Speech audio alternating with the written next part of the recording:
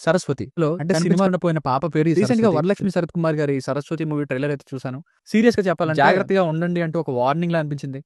ఒక బిడ్డ కనిపించకుండా పోతే ఆ తల్లిదండ్రులు పడే ఆవేదన ఎలా ఉంటుందో మనందరికీ తెలుసు. కానీ ఆ తల్లి రివర్స్ అయితే ఎలా ఉంటుందో ఈ సినిమాలో కొత్త ఎలిమెంట్‌లా అనిపించింది. స్వయంగా వరలక్ష్మి శరత్ కుమార్ గారి స్క్రీన్ ప్లే అండ్ డైరెక్షన్ చేశారంట విత్ ఎస్ఎస్ తమన్ గారి మ్యూజిక్‌తో.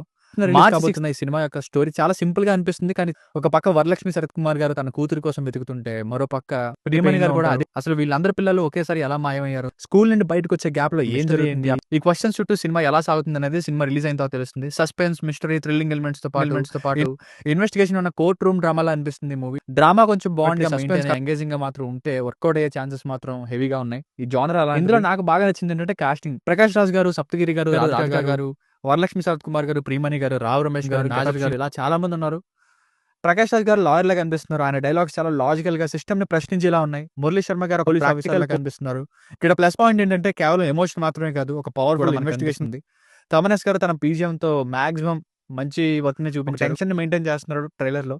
ఇక జనరల్ గా ఇలాంటి సినిమాల్లో మనం క్లైమాక్స్ వరకు వెయిట్ చేస్తాం. కానీ ఈ ట్రైలర్ ఎండింగ్ లో వరలక్ష్మి శరత్ కుమార్ గారు గన్ పట్టుకొని కనిపిస్తున్నారు. అంటే ఏమైనా జరిగి ఆవిడ అలా మారారా, లేక రివెంజ్ తీసుకోబోతున్నారా అనేది చూడాల్సింది. అంటే ఆవిడ అడగడం మొదలు పెట్టారని అనిపిస్తుంది. ప్రతి ఆడపిల్ల సరస్వతిలా ఉండదు. ఇలాంటి డైలాగ్స్ ఈ సినిమా థీమ్ ని పర్ఫెక్ట్ గా సెట్ చేసి అనిపిస్తున్నాయి. వరలక్ష్మి గారు ఫస్ట్ టైం డైరెక్ట్ లా మారుతుంది. ఇలాంటి డైలాగ్స్ ఈ సినిమా థీమ్ ని పర్ఫెక్ట్ గా సెట్ చేసి అనిపిస్తున్నాయి. వరలక్ష్మి గారు ఫస్ట్ టైం తన ఓన్ బ్యానర్ దోస డైరీస్ లో నిర్మించారు. ఈ మధ్య కాలంలో వస్తున్న ఇన్వెస్టిగేషన్ థ్రిల్లర్స్ లో ఇది కూడా ఒకటని చెప్పొచ్చు. సినిమా మార్చి 6, 2026 థియేటర్స్ లోకి వస్తుంది. మీరు ట్రైలర్ చూస్తుంటే మీకు ఏ పార్ట్ నచ్చిందో కింద కమెంట్ చేయండి. అండ్ మరిన్ని అప్డేట్స్ కోసం, రివ్యూస్ కోసం మన ఛానల్ ని తప్పకుండా సబ్స్క్రైబ్ చేసుకోండి.